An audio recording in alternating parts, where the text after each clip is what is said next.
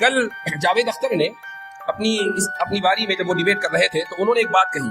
انہوں نے یہ کہا کہ بھائی خدا اگر ہمیشہ سے ہے تو وہ کائنات بنانے سے پہلے کیا کرنا. یہ سوال آیا تھا. اب اس کا جواب کہیں اور نہیں ہے, خود علامہ کشمیری نے ان 3 الفاظ میں دے دیا. اذن لا معنی لالزام تعطل الفیض ولا. اگر یہ کتابیں ہم پڑھیں گے تو دنیا کے کسی بھی فورم پر جا کر ہم گفتگو کر سکتے ہیں, ڈیبیٹ کر سکتے ہیں, مکالمہ کر سکتے ہیں. ضروری یہ ہے کہ آپ اپنے اسلاف کی تراث سے جڑیں اور ان کی لکھی ہوئی کتابوں اور ان کی چھوڑی ہوئی تحریرات سے آپ استفادہ کریں. تب جا کر یہ ممکن ہوگا کہ آپ ان فورمز پر جا کر گفتگو کر سکیں. غزہ میں جو حالات چل رہے ہیں کہ بھائی اللہ تعالیٰ اگر عادل ہے اور اس کی صفت عادل ہے تو پھر آخر وہ ظلم کو روا رکھے ہوئے کیوں ہے؟ وہ مداخلت کر کے اس ظلم کو کیوں نہیں روک دیتا؟ یہ بات بہت آئی. ایک مجسمہ ساز اگر مجسمہ بنانے کے بعد مجسمہ توڑ دے تو کون ہے جو اس سے سوال کرے؟ ایک تصویر بنانے والا تصویر بنانے کے بعد تصویر کو پھاڑ دے تو کون ہے جو اس سے سوال کرے؟ خدا نے اس جہاں کو بنایا ہے, سوارا ہے, یہ خدا جانے کہ وہ اس جہاں کے ساتھ کیا کرے گا. یہ کوئی کتابیں یورپ سے نہیں آئی ہیں کہ جن کو پڑھ کر مفتی شمائل نے کل جوابات دیے تھے. یہ کتابیں کوئی ایسی لائبریریوں میں نہیں ملتی کہ جہاں آپ پہنچ نہ سکیں. یہ ایسی زبانوں میں نہیں لکھی ہوئی ہیں جس کو آپ پڑھ نہ سکیں. یہ آپ ہی کی زبان میں لکھی ہوئی ہے, آپ ہی کی بڑوں میں لکھی ہوئی ہے, آپ ہی کے یہاں دستیاب ہے اور بہت سو کے یہاں الماری میں رکھی ہوئی ہے. یہ حقیقت ہے کہ آج اگر ایک ندوی فاضل کا دیوبند کے طلبہ استقبال کر رہے ہیں تو اگر تعصب کسی کے ذہن میں ہوتا تو یہ استقبال نہ ہو رہا ہوتا. مفتی شمائل صاحب آج کے دن کے ہیرو ہیں اور ندوے سے پہلے دیوبند آئے. میری گزارش ہوگی تمام حضرات سے خاموش ہو جائیں. آج میری طبیعت خراب ہے لیکن آپ کی محبت میں آیا ہوں اور 2 دن سے طبیعت ناساز چل رہی ہے, سر میں درد بھی ہے, آواز بھی آپ دیکھ ہی رہے ہیں. تو آپ کی خاموشی کے اوپر میری پیغام رسانی موقوف ہے. پھر وہی طریقے توقف آ گئی. تو آرگیومنٹ آف کنٹینجنسی. کچھ منتشر افکار ہیں, خیالات ہیں جو میں آپ حضرات کے سامنے رکھنا چاہوں گا. ہمارے عزیزم مفتی شمائل احمد عبداللہ نے چند باتوں کی طرف توجہ دلائی ہے, اسی کو میں آگے لے کر چلنا چاہوں گا. جو سب سے پہلی چیز ہے, ذرا خاموش ہو جائے بھائی, خاموش ہو جائے. سب سے پہلی چیز یہ ہے کہ آپ کا اپنے اساتذہ سے کتنا تعلق ہے اور ان کا آپ کے اوپر کتنا اعتماد ہے. کل جب ڈیبیٹ ہوئی تو ڈیبیٹ سے تقریباً 3-4 گھنٹے کے بعد میرے پاس ایک فون آیا اور یہ فون تھا دارالعلوم دیوبند کے استاذ, میرے محسن استاذ حضرت مولانا مجیب اللہ گونڈوی صاحب کا دامت برکاتہ. وہ مجھے بیٹا بیٹا کہہ کر مخاطب کرتے ہیں, ہر ایک کو کرتے ہیں ماشاءاللہ, ان کا ایک خاص انداز ہے. تو وہ مجھے مبارکباد دینے لگے. میں نے کہا حضرت آپ جو کچھ بھی دیکھ رہے ہیں اس کا مکمل کریڈٹ آپ کو جاتا ہے. وہ کہنے لگے کہ کیسے؟ میں نے کہا اس لیے کہ شرح عقائد میں نے آپ سے پڑھی اور یہ حقیقت ہے. آپ نے اکثر مجھے سنا ہوگا کہ جب بھی میں نصاب پہ بات کرتا ہوں تو شرح عقائد کا ایڈورٹائز ضرور کرتا ہوں. اور شاید امام تفتازانی رحمہ اللہ کو اس وقت یہ اندازہ نہ ہوگا کہ 1000 سال کے بعد کوئی شخص اس کتاب کے تعلق سے اتنی گفتگو کر رہا ہوگا کہ مفتی طارق مسعود صاحب کے پوڈ کاسٹ سے لے کر یہاں تک ہر موقع پر شرح عقائد. مفتی شمائل صاحب نے ڈیبیٹ میں جو دلائل دیے ہیں, مفتی شمائل صاحب نے شرح عقائد نہیں پڑھی لیکن دلائل سارے وہی کے تھے. یہ اس لیے آپ کو بتا رہا ہوں کہ اسباب کے درجے میں چیزیں آپ کے پاس مہیا ہیں. تو اسباب کے درجے میں چیزیں آپ کے سامنے موجود ہیں, آپ کے لیے مہیا ہیں. میں نے آج ہی کسی سے کہا کہ حضرت نانوتوی رحمہ اللہ نے دلیل توقف کو, اور یہ جو آرگیومنٹ آف کنٹینجنسی کل سے بہت مشہور ہوا ہے, کسی کو اس کی توقع نہیں تھی کہ کانسٹیٹیوشن کلب میں کبھی بطلان تسلسل کیا جائے گا اور برہان تطبیق دی جائے گی. یہ سارے کے سارے دلائل آپ اگر ہفتوں میں پڑھتے ہیں اور شرح عقائد آپ نے پڑھی ہے تو آپ کو معلوم ہونے چاہیے. لیکن ہم نے وہ دور بھی دیکھا ہے کہ جب ان دلائل کو, بلکہ آپ تو اس دور سے گزر رہے ہیں کہ جبکہ ان دلائل کو اس لیے پڑھا جاتا ہے کہ امتحان میں نمبر اچھے آنے ہیں. اور مجھے افسوس کے ساتھ کہنا پڑتا ہے کہ بہت سے مدارس میں, دارالعلوم دیوبند کی بات نہیں ہے, بہت سے مدارس میں میں نے یہ سنا ہے کہ اساتذہ خود یہ کہہ دیتے ہیں کہ بھئی کتاب بہت مشکل ہے, اب امتحان بھی آ رہا ہے, چلو بھائی وقت گردانی کر لو. تو اگر کل ہم نے ایک ایسی ڈیبیٹ میں کہ سامنے ایک ملحد تھا, ملحدوں کا بہت بڑا چہرہ تھا, اور ऑडियंस में JNU के प्रोफेसर और कहाँ कहाँ के लोग ये सब मौजूद थे, और वहाँ दलील तवक्कुफ के जिसको हजरत नानोतवी रहमहुल्लाह ने तकरीर दिलपजीर में लिख दिया, यानी आर्गुमेंट ऑफ कंटिजेंसी, वो मुफ्ती शमाइल साहब पेश कर रहे थे, और बुतलान तसलसल मुफ्ती शमाइल साहब पेश कर रहे थे। ये तसव्वुर नहीं था चंद साल पहले तक कि ये मबाहिस इस लेवल के ऊपर डिस्कस किए जाएंगे, लेकिन अल्हम्दुलिल्लाह ये हमारे मदारिस का जो निसाब है ये इतना मजबूत है कि सिर्फ इसको लिसाने कौम चाहिए। अगर लिसाने कौम आपके पास आ जाए तो पैगाम के अंदर किसी तब्दीली की कोई जरूरत नहीं है। तो सबसे पहली बात तो यह है कि असातिज़ा का एतमाद। इस मौके पर एक बात मुझे याद आई और मैं तहदीस नेमत के तौर पर कहना चाहूंगा। मैं एक मरतबा हजरत मुफ्ती सईद पालनपुरी रहमहुल्लाह की खिदमत में हाजिर था।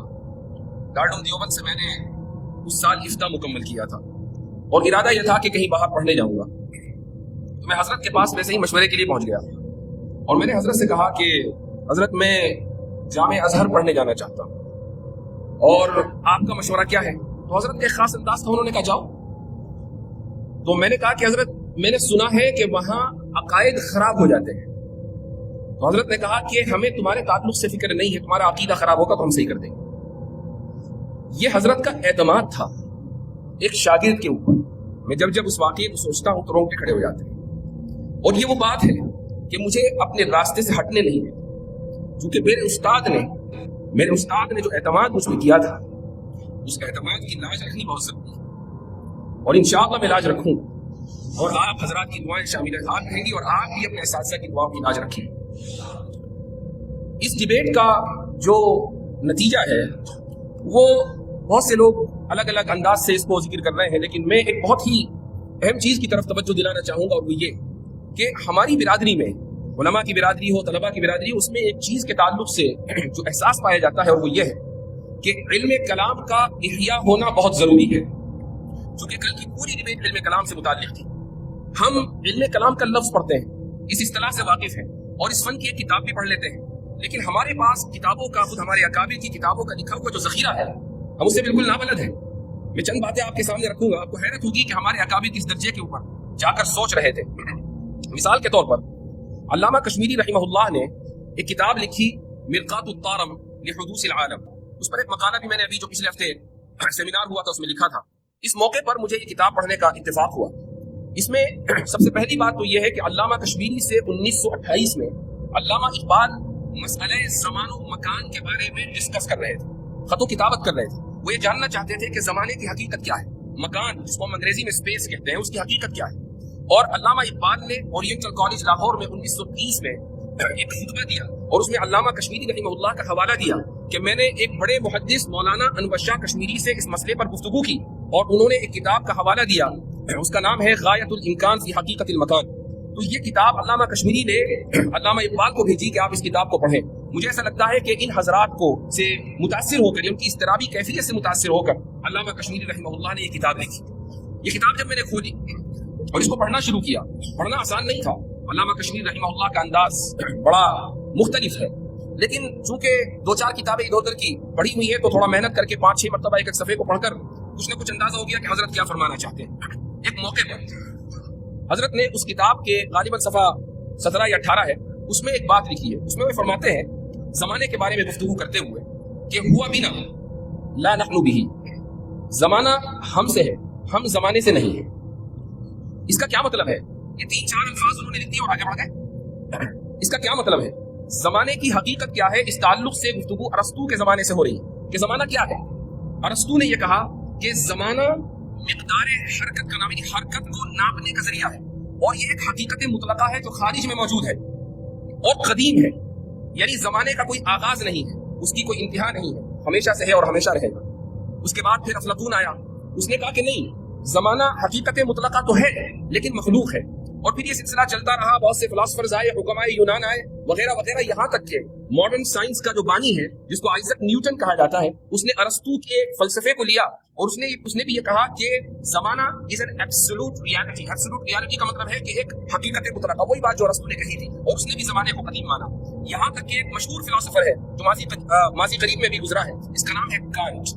कांट ने यह कहा कि जमाना दरअसल मौजूद ज़हनी है, ये हमारी जहन की साख्त का नतीजा है کیا مطلب؟ یعنی زمانہ ہمارے ذہن کی ساخت کا نتیجہ اس لیے ہے تاکہ ہم اپنے تجربات کو مرتب کر سکیں، ورنہ ہم کبھی بھی اپنے تجربات سے استفادہ حاصل نہیں کر پائیں گے اگر زمانہ نہیں ہوگا۔ زمانہ خارج میں موجود نہیں ہے۔ علامہ کشمیری رحمہ اللہ ان تمام مباحث سے واقف تھے، وہ ارسطو کے فلسفے سے واقف تھے، وہ افلاطون کے فلسفے سے واقف تھے، وہ آئزک نیوٹن کی رائے سے واقف تھے، وہ کانٹ کے فلسفے سے واقف تھے، اور یہی وجہ ہے کہ انہوں نے کانٹ کے اس فلسفے کو ترجیح دی اور یہ کہا کہ زمانے کے بارے میں کہ الزمان ہوا بھی لا نحن بھی ہوا بنا، کہ زمانہ ہم سے ہے، یعنی ہمارے ذہن میں ہے، وہ موجود ذہنی ہے، زمانہ خارج میں حقیقت مطلقہ نہیں ہے۔ یہ بات مرقات الطارم میں حضرت علامہ کشمیری رحمہ اللہ فرما رہے ہیں، لیکن اس کے بعد جو انہوں نے ایک جملہ فرمایا وہ ہے کل کی ڈیبیٹ سے متعلق۔ حضرت فرماتے ہیں کہ وَإِذًا لَا مَعْنَى لِإِلْزَامِ تَعَطُّلِ الْفَيْضِ وَنَحْوِهِ۔ اب کیا مطلب ہے اس کا؟ عبارت بظاہر جناتی ہے لیکن اس کے پیچھے وسیع مفاہیم چھپے ہوئے ہیں۔ کل جاوید اختر نے اپنی باری میں جب وہ ڈیبیٹ کر رہے تھے تو انہوں نے ایک بات کہی، انہوں نے یہ کہا کہ بھائی خدا اگر ہمیشہ سے ہے تو وہ کائنات بنانے سے پہلے کیا کرتا تھا؟ یہ سوال آیا تھا۔ اب اس کا جواب کہیں اور نہیں ہے، خود علامہ کشمیری نے ان 3 الفاظ میں دے دیا، اذن لا معنی لالزام تعطل الفیض ونحوه۔ کیا مطلب ہے اس کا؟ اس کا مطلب یہ ہے کہ اگر زمانہ ہم سے ہے، زمانہ خارج میں حقیقت مطلقہ نہیں ہے، تو پھر یہ اعتراض ہی لازم نہیں آتا کہ زمانے سے پہلے خدا کیا کر رہا تھا، چونکہ زمانہ تو خارج میں ہی نہیں۔ اب یہ بات 3-4 الفاظ میں حضرت علامہ کشمیری رحمہ اللہ نے اپنی کتاب کے اندر لکھ دی ہے، لیکن یہ ہماری کمی ہے کہ ہم ان مباحث سے واقف نہیں ہیں، ہم ان کتابوں سے واقف نہیں ہیں۔ تو جب میں یہاں طلبہ عزیز سے مخاطب ہوتا ہوں اور ایسا کئی مرتبہ ہوا تو میری کوشش یہ رہتی ہے کہ میں علم کلام کے احیاء کے تعلق سے طلبہ کی توجہ مبذول کراؤں، اساتذہ کی توجہ مبذول کراؤں۔ یہ وہ کتابیں ہیں کہ جن کو سبقاً درسن ہمیں پڑھنے کی ضرورت ہے۔ اگر یہ کتابیں ہم پڑھیں گے تو دنیا کے کسی بھی فورم پر جا کر ہم گفتگو کر سکتے ہیں، ڈیبیٹ کر سکتے ہیں، مکالمہ کر سکتے ہیں۔ ضروری یہ ہے کہ آپ اپنے اسلاف کی تراث سے جڑیں اور ان کی لکھی ہوئی کتابوں اور ان کی چھوڑی ہوئی تحریرات سے آپ استفادہ کریں، تب جا کر یہ ممکن ہوگا کہ آپ ان فورمز پر جا کر گفتگو کر سکیں گے۔ ایک اور بات کل کی ڈیبیٹ میں آئی تھی اور وہ یہ تھی کہ جب ویسے عام طور سے سوال جواب ہوتا ہے اور خصوصاً جب اتنا ٹینسڈ ماحول ہو، آپ کو اس کا اندازہ نہیں ہے چونکہ ہم اس کمرے میں موجود تھے جہاں 200 افراد تھے اور ماحول بڑا ٹینس تھا۔ ابھی مفتی شمائل صاحب اپنی بات کر رہے تھے، اب یہ تھا کہ بھائی اب جاوید اختر کیا کہیں گے، جاوید اختر نے اپنی بات کہی، میرے ذہن میں یہ چل رہا تھا کہ مفتی شمائل کیسے اس کا جواب دیں گے، اور ٹینس ماحول، ہر ایک آدمی اس سے متاثر تھا۔ اب سوال و جواب کا سیشن شروع ہوا تو بات جینوسائیڈ کے اوپر آ گئی، غزہ میں جو حالات چل رہے ہیں کہ بھائی اللہ تعالیٰ اگر عادل ہے اور اس کی صفت عادل ہے تو پھر آخر وہ ظلم کو روا رکھے ہوئے کیوں ہے، وہ مداخلت کر کے اس ظلم کو کیوں نہیں روک دیتا۔ یہ بات وہاں آئی اور مفتی شمائل صاحب نے جو جواب دیا وہی حقیقی جواب ہے۔ جواب یہ تھا کہ اللہ تعالیٰ الحکیم ہے، وہ العلیم ہے، یعنی اس کی حکمت انلمیٹڈ، انفینٹ، یعنی غیر محدود ہے، اور اس کا علم غیر محدود ہے۔ اگر آپ اس کے ایک ایک فعل، جو خود افعال اس کے غیر محدود ہیں، ایک ایک فعل کی حکمت کو جاننے کا مطالبہ کریں تو آپ خود اپنے آپ کو العلیم بنانا چاہتے ہیں، جو ممکن نہیں ہے، کیونکہ اگر آپ کے ذہن میں تمام کی تمام غیر محدود حکمتیں آ جائیں تو علم غیر محدود ہو جائے گا اور پھر آپ بھی الحکیم ہوں گے اور آپ بھی العلیم ہوں گے، اور یہ ممکن نہیں ہے۔ تو اس لیے اللہ تعالیٰ کی ہر حکمت کو جاننا ممکن نہیں ہے۔ تو اللہ کی کوئی نہ کوئی حکمت ہوگی کہ بچے مرتے ہیں، عورتوں کا ریپ ہوتا ہے اور نقصان ہوتا ہے، زلزلے آتے ہیں اور طوفان آتے ہیں اور طرح طرح کی آفات و بلیات و مصائب آتے ہیں، یہ اللہ تعالیٰ کی اس میں حکمتیں ہیں۔ لیکن یہاں پر ایک بات کا اور اضافہ میں کرنا چاہوں گا۔ حضرت شاہ صاحب رحمہ اللہ نے حجت اللہ البالغہ میں شروع میں ایک مبحث ذکر کیا ہے اور یہ ہے حسن اور قبح کا۔ بالکل شروع میں یہ مبحث آتا ہے، اس میں اشاعرہ کا جو انہوں نے نظریہ پیش کیا ہے وہ یہ ہے کہ اشاعرہ کے نزدیک حسن اور قبح نقلی ہے، عقلی نہیں ہے۔ کیا مطلب؟ اس کا مطلب یہ ہے کہ اللہ نے جس کام کو حسن قرار دیا، جس کا حکم دیا وہ حسن ہے، اور اللہ نے جس کام سے روکا وہ قبیح ہے، اور اللہ کے کسی بھی فعل میں اور کسی بھی کام میں قبح ممکن نہیں ہے۔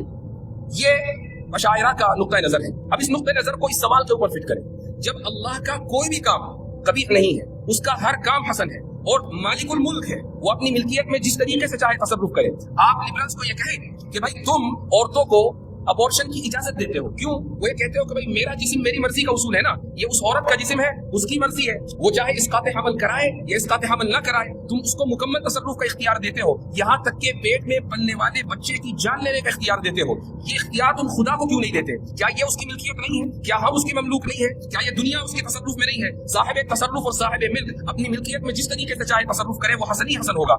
ایک مجسمہ ساز اگر مجسمہ بنانے کے بعد مجسمہ توڑ دے تو کون ہے جو اس سے سوال کرے کرے. ایک تصویر بنانے والا تصویر بنانے کے بعد تصویر کو پھاڑ دے تو کون ہے جو اس سے سوال کرے؟ خدا نے اس جہاں کو بنایا ہے، سنوارا ہے، یہ خدا جانے کہ اس جہاں کے ساتھ کیا کرے گا. یہ اشاعرہ کا نقطہ نظر ہے جو حجت اللہ البالغہ میں ذکر کیا گیا ہے. یہ جو میں نے یہ سارے مباحث جو آپ کے سامنے میں ذکر کر رہا ہوں اور ڈیبیٹ سے جو کل مکالمہ ہوا ہے اس کا ریفرنس دے رہا ہوں. یہ صرف بتانا مقصد ہے کہ آپ کے پاس وہ تمام مباحث کتابوں میں لکھے ہوئے ہیں. یہ کوئی کتابیں یورپ سے نہیں آئی ہیں کہ جن کو پڑھ کر مفتی شمائل نے کل جوابات دیے تھے. یہ کتابیں کوئی ایسی لائبریریوں میں نہیں ملتی کہ جہاں آپ پہنچ نہ سکیں. یہ ایسی زبانوں میں نہیں لکھی ہوئی ہیں جس کو آپ پڑھ نہ سکیں. یہ آپ ہی کی زبان میں لکھی ہوئی ہے، آپ ہی کے بڑوں میں لکھی ہوئی ہے، آپ ہی کے یہاں دستیاب ہے اور بہت سو کے یہاں الماری میں رکھی ہوئی بھی ہے.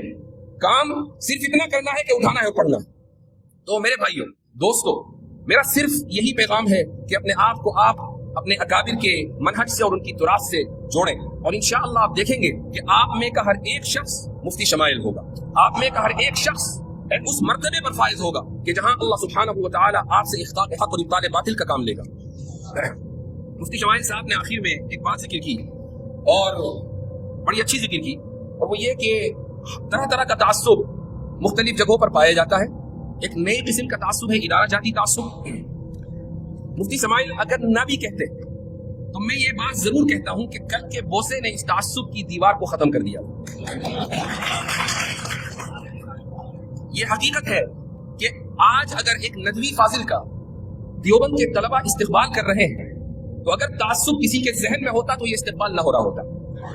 مفتی شمائل صاحب آج کے دن کے ہیرو ہیں اور ندوے سے پہلے دیوبند آئے ہیں اور اس کے بعد انشاءاللہ ندوے جائیں گے اور میں بھی انشاءاللہ شاید جاؤں، ابھی طے نہیں ہے، اب وہ خبر پہنچ جائے گی وہاں.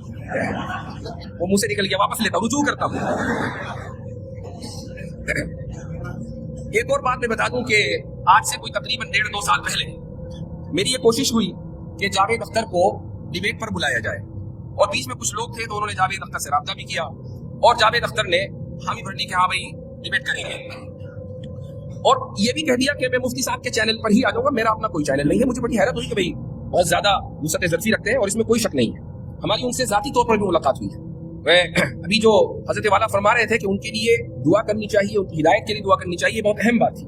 تو انہوں نے اس کو قبول کر لیا، لیکن پھر کسی من چلے نے اویس اقبال والی ویڈیو ان کو دکھا دی اور انہوں نے کہا کہ بھائی میں ان سے ڈیبیٹ نہیں کروں گا اس لیے کہ یہ تو بولنے ہی نہیں دیتے. پھر بات ختم ہو گئی. پھر انہوں نے کہا کہ میں شکاگو آ رہا ہوں، وہاں ہی مفتی صاحب رہتے تو وہیں بات کر لیں گے. وہ آئے لیکن کوئی ایسی صورتحال نہیں بن پائی اور گفتگو ان سے نہیں ہوئی. جب ہم پرسوں ان سے ملے ڈیبیٹ سے ایک دن پہلے، میں اور مفتی شمائل صاحب ان سے ملے، ان کی ٹیم سے 2-3 لوگ اور تھے. تو وہ مجھے دیکھ کر کہنے لگے کہ میں نے آپ کی وہ اویس اقبال والی ویڈیو دیکھی ہے، آپ نے بہت ہی سنجیدگی سے کلام کیا ہے اور آپ نے مکمل موقع دیا ہے سامنے والے کو بولنے کا. تو میرے ذہن میں آیا کہ ابھی 1.5 سال پہلے آپ نے یہ کہہ کر مناظرے سے پیچھا چھڑایا تھا کہ میں بولنے نہیں دیتا اور ابھی وہ وہی ویڈیو آپ اس کی تعریف کر رہے ہیں ماشاءاللہ. لیکن چونکہ ہر چیز کا ایک وقت مقرر ہوتا ہے، اس کے لیے رجال متعین ہوتے ہیں، اس کے لیے افراد متعین ہوتے ہیں. اس کام کے لیے اللہ تعالیٰ نے مجھے نہیں مفتی شمائل صاحب کو چنا تھا. اللہ تعالیٰ نے اس کام کے لیے مفتی شمائل صاحب کو توفیق دی تھی، ان کے لیے توفیق لکھی گئی تھی.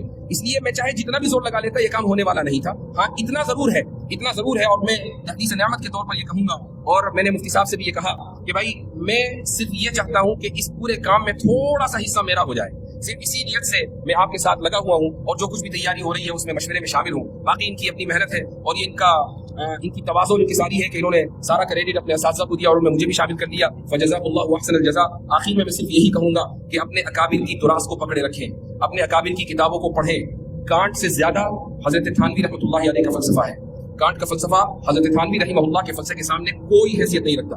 حضرت تھانوی کے ملفوظات ہی آپ پڑھ لیں تو آپ کو حیرت ہوگی کہ حضرت نے کیا کیا چیزیں لکھی ہیں. انتباہات مفیدہ پڑھیں، اشرف الجواب پڑھیں، حجت اللہ البالغہ پڑھیں، ابقات پڑھیں جو شاہ اسماعیل شہید کی لکھی ہوئی ہے. اسی طریقے سے حضرت نانوتوی رحمہ اللہ کی کچھ کتابیں ہیں، آپ ان کو پڑھیں. تو ان کتابوں کو جب آپ پڑھیں گے تو آپ بھی انشاءاللہ اسی میدان میں اس لیول پر کام کر رہے ہوں گے کہ کل آپ کے لیے استقبال یہ دیے جائیں گے. جزاکم اللہ خیر الجزاء وآخر دعوانا الحمدللہ رب العالمین. اچھا، یہ مولانا محمود صاحب نے آج کی اس انجمن فکر و تحقیق کی طرف سے یہ جو آج کے پروگرام کا انعقاد کیا ہے تو میں شکر گزار ہوں. اپنی طرف سے بھی شکریہ ادا کرتا ہوں، مفتی شمائل صاحب کی طرف سے بھی شکریہ ادا کرتا ہوں کہ آپ حضرات